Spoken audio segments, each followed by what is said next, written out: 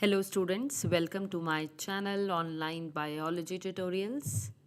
In this live of today, I will be reading chapter 2 from the book of class 9th Science. This is from the revised NCERT and the name of the book is Exploration. I have already done an audio on chapter 1. The name of that chapter was itself Exploration, and the name of chapter 2 is Cell, the building block of life. I hope my screen is visible. So the new NCERT is really good. They have given you the recent examples, the data has been updated, and it is going to be a great source for class 9 students. In case of any query, you can write me in the comments. In case you want the PDF of this chapter, you can write PDF required in the comment and you will definitely receive it. So we are starting with the audio of chapter 2, Cell, the building block of life, from the revised NCERT of class 9 science. Let's go ahead. It is widely accepted amongst the scientific community that life originated in water. Some researchers believe that life may have originated in small water pools with changing environmental conditions rather than in the oceans. Hot springs are examples of such environments. In India, the hot springs of Fuga Valley in Ladakh maintain very high temperatures, nearly at the boiling point of water.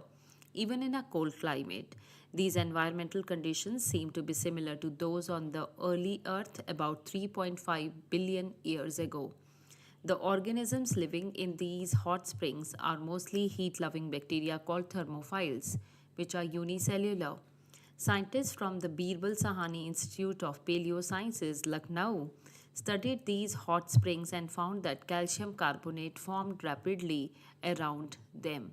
These deposits may have protected early organic molecules from harmful radiation and extreme conditions, and they may have also helped in the formation of the first protective membrane, the barrier that defines a cell. All living organisms are made up of cells. The cell represents the basic level at which life exists. Some organisms, such as bacteria or yeast, consist of only one cell, that is, they are unicellular, while others, like plants, fish, birds, or humans, are made up of billions of cells, millions of cells, multicellular, that work together. A group of cells performing similar functions forms tissues. Different tissues are organized to form an organ, and several organs work together to form organ systems, such as nasal pores, nasal cavity, trachea, and lungs form respiratory system. Even when cells are organized into tissues, organ, and organ system, the cell remains the functional unit of structure and function in all living organisms. This makes us wonder how such tiny cells perform so many different activities. What are the different components of a cell? How do cells in our body communicate with each other? Do cells live forever or do they die? In this chapter, we will explore the answers to these questions. We enter the fascinating world of cells. So, the first title of this chapter is How to Study Cells. What do we call the ability of the human eye to see two very close objects as separate and distinct? Imagine two tiny dots drawn on a piece of paper. As the dots are moved together, there comes a point at which they can no longer be seen as separate. When viewed from about 25 centimeter, which is the near point of the eye, 2 points separated by about 0.1 millimeter can be seen as distinct. Otherwise, they appear as a single point. This is called the limit of resolution of the human eye, which is 0.1 millimeter. A cell is usually too small to be seen by the unaided eye. This raises an important question: how have cell biologists studied the structure and function of cells that are much smaller than the limit of resolution of the human eye. You have learned about convex lens. A convex lens, or a combination of lenses, an objective lens and an eyepiece, are used for the magnification of an object to make it appear larger. Robert Hooke was the first person to observe a cell in 1665 using a self designed microscope that was capable of about 200 to 300x, x means times magnification. While examining a thin slice of cork, he observed small box like compartments and named them cells. In school laboratories, light microscopes are used to observe objects using different objective lenses, which could be 10x, 40x, to achieve better magnification and resolution under visible light. Explore different parts of the microscope in your school laboratory and use it to observe the structure of various materials. Under the microscope, you will see a magnified image of the object. Can you estimate its actual size? So in figure 2.2, you can observe the light microscope, which is also known as a compound microscope, as it works on the combination of lenses. All the parts should be understood, and you must know how to focus a slide under a microscope. Activity 2.1. Let us estimate the size of a cell. Step number 1. Take a transparent ruler with millimeter or markings. Step number 2. Place the ruler on the stage of the microscope. Focus on it using the adjustment knob and observe the diameter of the circular field of view through the eyepiece and measure it in millimeter. 3. Convert the diameter from to micrometer, and this is the symbol of micrometer. Suppose the diameter of the visible field is 5 meaning 5 into 1000 is equals to 5000 micrometer. Remove the ruler and place an onion peel slide on the stage of a microscope.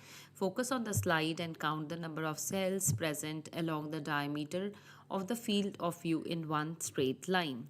Estimate the real size of the cells using the formula. Unit conversion: 1 millimeter is equals to 1000 micrometer. Estimated size of onion peel cell is equals to the diameter of the visible field in micrometer, number of cells along the diameter. So both these values are to be divided by. Suppose 25 cells are seen along the diameter. In that case, the size of one cell would be 5000 micrometer divided by 25 is equals to 200 micrometer. If the estimated size of an onion peel is 200 micrometer, how much does a light microscope magnify this cell? The total magnification of a microscope depends on its magnifying power of the eyepiece and the objective lens. If both the eyepiece and the objective lens have the magnifying power of 10x, then the total magnification will be 100x. This means that a cell with an estimated size of 200 micrometer will appear 100 times larger.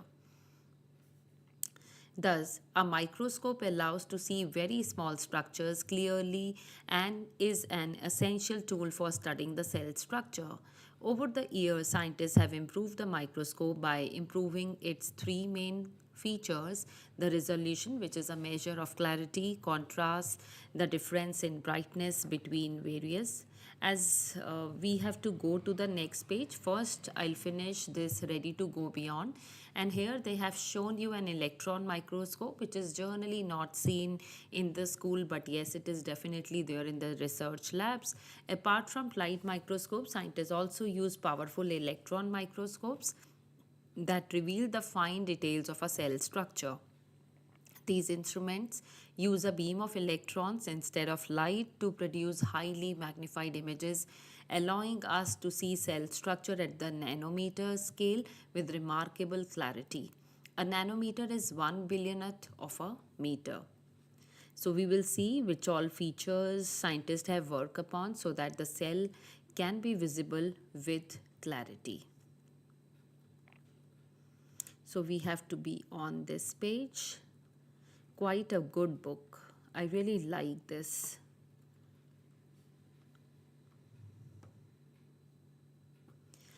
So, parts of an object, and of course, scientists have worked upon the magnification. These improvements have turned microscope into a powerful tool for studying the cells. You can see a picture of the lower surface of colocasia leaf observed under the scanning electron microscope. So, this is the lower surface, means the lower part of the leaf of colocasia showing the stomata. Colocasia is the scientific name, and the common name of this plant is, in Hindi, it is arbi. You might have seen it has got hard shaped big leaves. Next title is the structure of a cell. You have learned that cells are organized into specialized tissues and organs and collectively perform specific function. For these cells to function as units, they must be able to interact with one another and with their surroundings. These interactions occur at the cell boundary, where substances move between the cells and their internal environment. Even single-celled organisms exchange materials and respond to their environment through the cell membrane. Cell membrane, the universal feature of a cell. The cell membrane is a thin boundary that surrounds a cell and protects its contents. It defines the individuality of a cell, and it is also known as plasma membrane.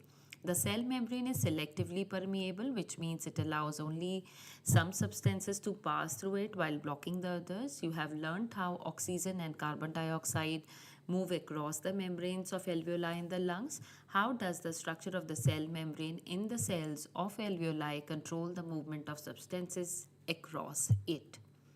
Now we are heading towards activity 2.2. Let us experiment. With the help of kitchen knife, carefully cut a potato into two pieces of roughly equal size. Then you have to measure and record the initial weight of both the pieces using a weighing balance. Put one piece of the potato in beaker A with plain water. Put the another piece of potato in beaker B with 20% of the salt or sugar solution. In case you don't know what is 20% salt or sugar solution, you can leave a comment. I'll get back to you.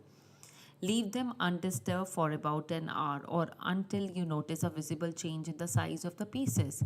Measure and record the final weight of each piece. Calculate the difference between the initial and their final weights.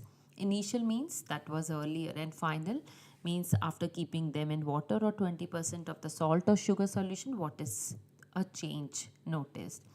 What do you observe? You may observe that beaker A, the potato piece swells, whereas in the beaker B, the potato piece shrinks. Let's move ahead to another page. And here we will see what has actually happened in it. What do you infer? What do you expect in terms of changes in their weight? The weight of a potato piece in beaker A has increased while the weight of the potato piece in beaker B has decreased. This happens because the cell membrane allows water to move in and out of the cell, but not the sugar or salt molecules.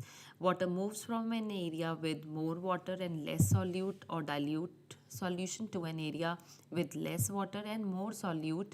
More solute means the solution is concentrated until the concentrations in the two areas become equal. This movement of water through the selectively permeable membrane is called osmosis. You have learned in activity 7.8 dye spreading in water, that was in grade 8 curiosity chapter number 7, and in 7.9 fragrance spreading in the air in grade 8, that particles of matter intermix due to a difference in their concentrations, also called a concentration gradient. Diffusion is the net movement of particles from a higher to a lower concentration, which occurs even without a membrane. Osmosis is the diffusion of water across a selectively permeable membrane. In plants, water from the soil enter the root cells by this process of osmosis. In a blog, they have written, what if mung bean seeds are kept in a concentrated solution after soaking in water for about 12 hours? What will happen then? So you can experiment this at your home. What if, again, a situation has been given to you? A cell is kept in salt or sugar solutions of different concentrations. So solute concentration of extracellular medium is equal to the solute concentration of the intracellular medium. This is isotonic solution, whereas a hypotonic solution is a one where solute concentration of the extracellular medium is lesser than the solute concentration of the intracellular medium. Hypertonic solution is a one where the solute concentration of the extracellular medium is greater than the solute concentration of the intracellular medium. Heading towards structurally, the cell membrane is extremely thin, about 7 to 10 nanometers thick. 1 nanometer is equals to 0.000001 millimeter. It is made up of lipids, which are also known as fats and proteins. The fluid mosaic model explains its structure. So this is fluid mosaic model, which is shown to you in figure 2.7. The membrane has a lipid bilayer, two layers of special fat molecules with water attracting head outwards and water repelling tails inwards, with proteins embedded in them. The molecules can move sideways, flip and rotate within the membrane, hence it is a fluid. Proteins in the membrane act like gatekeepers in helping substances pass through. Oh my god, it has gone so further. It wants me to finish it quite early. Since the molecules are arranged like tiles in a mosaic, it is called the mosaic model. All living cells communicate with their surroundings and their neighboring cells through the cell membrane. However, cells of plant, fungi, and bacteria have an additional layer around the cell membrane, which is known as cell wall. What do you think is the necessity of the cell wall in these cells? So activity 2.3, let us investigate. Step number 1, prepare temporary slides of thin peel of onion leaf or royo crud lily leaf and mount it with saffronin using cover slip to observe plant cells under a microscope. Similarly, prepare a temporary slide of the cheek cells by gently scraping the inner side of your cheek with a cotton swab or the blunt end of a toothpick. Spread the cheek cells on a clean glass slide. Add a drop of water followed by a few drops of methylene blue stain and carefully place a cover slip. Observe both the slides under a microscope. What do you observe? Onion peel cells or royo leaf peel cells are box shaped and regularly arranged, whereas cheek cells are irregularly arranged. And why do you think this difference exists? Prepare 2 slides of a royo leaf peel and human cheek cells again and put 20% sugar solution on them. Observe them under a microscope after half an hour. What do you observe? You must have observed that the boundaries of the plant cells remains the same, but their inner content shrinks and the space between the inner and the outer boundaries increases. You may observe that the cheek cells, on the other hand, have shrunk considerably. Next title is cell wall, the outer covering of the cells. In general, plants cannot move from place to place, so they need a rigid structure to withstand environmental stresses like wind and rain. Therefore, plant cells have an additional covering outside the cell membrane called a cell wall. The cell wall also helps leaves and flowers remain firm and maintain their shapes and help plants stay upright. Although rigid, the cell wall is permeable, which means water and some dissolved materials can pass through it. Along with the selective permeability of the cell membrane and the permeability of the cell wall helps plant roots absorb water and nutrients from the soil. When we place a royo leaf or an onion peel in a concentrated sugar solution, the plant cells lose water due to osmosis. However, the cells do not shrink in size because their rigid cell wall maintains their shape. The inner content of a cell shrinks as the cell membrane puts away from the cell wall. This shows that the cell wall helps plant cells remain firm in their original shape. Animal cells such as cheek cells do not have a cell wall. Therefore, when placed in concentrated sugar solution, they lose water and shrink. Next page of Class 9 NCERT chapter number 2, the revised NCERT. Without a rigid cell wall, animal cells can change shape easily. This cellular flexibility supports the overall movement and functioning of animal cells. The plant cell wall is primarily made up of cellulose, a type of carbohydrate formed by many glucose units linked together. Cellulose in our diet acts as a roughage, it helps in digestion. Some microorganisms like fungi and bacteria also have a cell wall to provide protection and structural support to their cells. Pause and ponder.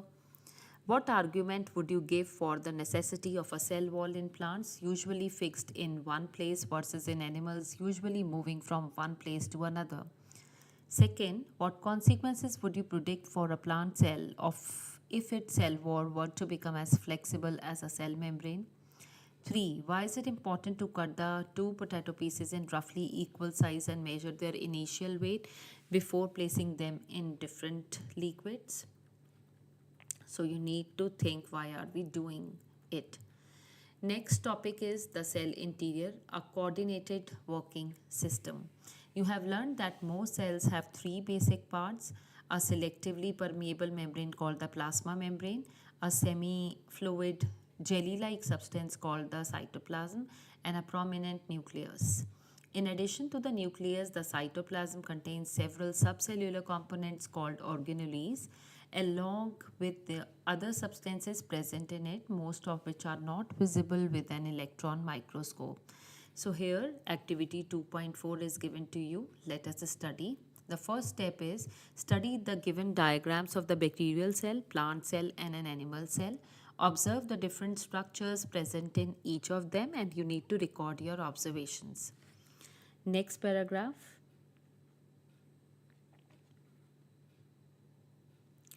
Let me check how many students are listening to it.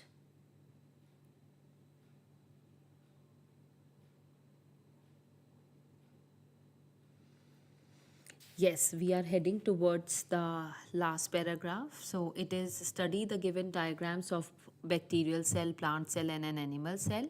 Observe the different structures present in each of them and you are required to record your observations.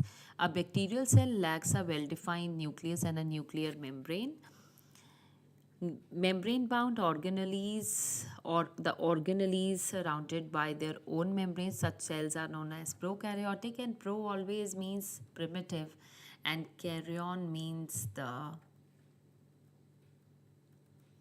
nucleus. In prokaryotic cells, most cellular activities take place directly in the cytoplasm. In contrast, plant and animal cells have a well-defined nucleus and several membrane-bound organelles. Such cells are called eukaryotic cells. Eu means true and karyon means nucleus. More details of the characteristics of prokaryotic and eukaryotic cells is given in table 2.2. So here you need to mark up by filling that cell membrane is present in bacterial cell, plant cell or animal cell, and it will be a testing for you.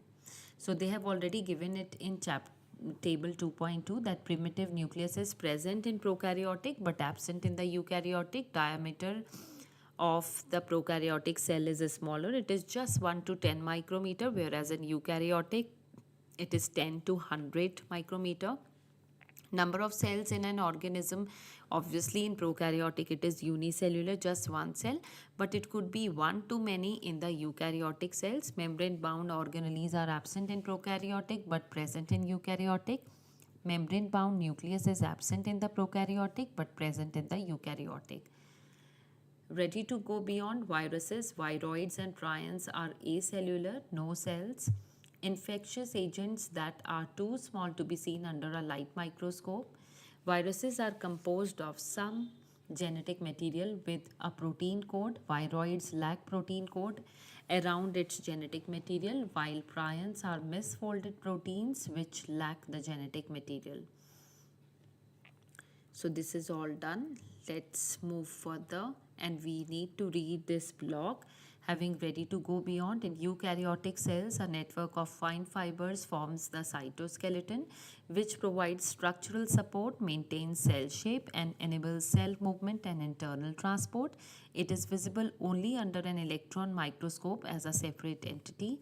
The cytoplasm may also store starch in plant cells or crystals of calcium oxalate or silica in some plant cells. These are also known as cell inclusions. It is very important because it is altogether a new term for you and you might have not studied this earlier. So whenever I scroll down, it moves so many pages ahead because it wants me to quickly end up this, but I am reading slowly for my students. So we are heading furthermore, and we are done with this page. We are done with this page. This also is done. So we have to come to this page where we will be studying why do eukaryotic cells they need organelles. So eukaryotic cells carry out various life processes in different cell organelles independently at the same time. Cell organelles help in building new materials, removing waste and providing energy to the cell. They work together to perform all functions of a cell. In other words, a cell is like a tiny living factory with each of its parts doing a specific job. Let us explore these specialized structures present inside a cell. So nucleus is a very important part. The nucleus has a double layered covering called the nuclear membrane, which has pores that allow the transfer of the material between the nucleus and the cytoplasm. The nucleolus is a dense round body in the nucleus where synthesis of ribosomal subunits takes place. These subunits then exit the nucleus to cytoplasm where one large and one small subunits assemble to form the ribosome. The nucleus contains chromosomes which are visible rod-like structures only when the cell is about to divide. Chromosomes contain information for inheritance of characters from parents to the next generation in the form of DNA or deoxyribonucleic acid molecules. Chromosomes are composed of DNA and specific proteins. DNA molecules contain the genetic information. The functional segments of DNA are called genes. In a non-dividing cell, this DNA is present as a part of chromatin material. Chromatin material is visible as an entangled mass of thread-like structures. Whenever the cell is about to divide, the chromatin material gets organized into chromosomes. Threads of curiosity. Some cells are specialized to perform specific functions. For example, mature red blood cells or RBCs in humans, they do not have nucleus. They are enucleated. The absence of the nucleus provides more space for hemoglobin, allowing it to transfer a large amount of oxygen to all the cells of the body. Since they lack a nucleus, they cannot repair or divide themselves. As a result, their lifespan is short and they survive approximately for about 120 days. Do you know any other cells without the nucleus? Prokaryotic cells do not have a well-defined nucleus. Their DNA is present in a single circular molecule associated with specific proteins. The region containing this genetic material is known as nucleoid. Heading further to the next cell organelle, it is ribosomes, the protein factories. These are tiny structures, may be present either freely in the cytoplasm or attached to the endoplasmic reticulum. Ribosomes are the sites of the protein synthesis. Endoplasmic reticulum, ER, manufacturing factory. The endoplasmic reticulum is a large organelle that spreads like a network within the cytoplasm of the cell. The ER is continuous with the outer membrane of the nuclear envelope. The ER plays a key role in the synthesis and transport of proteins, fats, and lipids, and some hormones in some of the specialized cells. The structure of the ER in a cell varies depending on its function. There are two types of ER. One, rough endoplasmic reticulum, also abbreviated as RER. It looks rough under an electron microscope because it has ribosomes attached to its surface and it is mainly involved in the protein synthesis or protein secretion. For example, in the gland cells such as pancreatic cells. Smooth endoplasmic reticulum or SER, it does not have ribosomes on its surface and therefore looks smooth. It is involved in the synthesis and storage of the fats and the hormones. Golgi apparatus, the next cell organelle, the packaging and the shipping structures. If you carefully look at the diagram of a cell in figure 2.10b and c, you will notice that stalks of flattened sac-like structures together, these stalks form the Golgi apparatus. It is functionally linked to the ER, the cell membrane and the other cell organelles. Golgi apparatus acts like the cell's post office. It modifies, sorts, and packages the proteins and or lipids into vesicles for transport, secretion, and the lysosome formation. On the right hand side, there is a table. Meet a scientist. A block is there. The Golgi apparatus was first observed in 1898 by an Italian scientist called Camillo Golgi in the nerve cells of a barn owl. Using special staining techniques, he observed a thread like network. Early microscopes could not resolve it clearly, therefore, many doubted its existence. However, electron microscope observations confirmed it decades later. When the structure was clearly seen and confirmed, it was named the Golgi apparatus in his honor. Next cell organelle is lysosomes, the cleanup system. Cells produce waste materials and damage worn out organelles during their activities. How does the cell prevent these waste from accumulating inside it? Lysosomes are single membrane bound sacs filled with enzymes which can break down unwanted proteins, carbohydrates, fats, and even the damaged parts of the cell, keeping it clean and healthy. The products formed by the breakdown are released into the cytoplasm where they may be used in other cellular processes. Threads of curiosity. Human sperm cells contain lysosomal enzymes. When a sperm meets an egg, these enzymes help break down the outer layer of the egg, allowing fertilization to take place. You will learn about the human sperm cells later in chapter 11. Mitochondria, the powerhouse of the cell.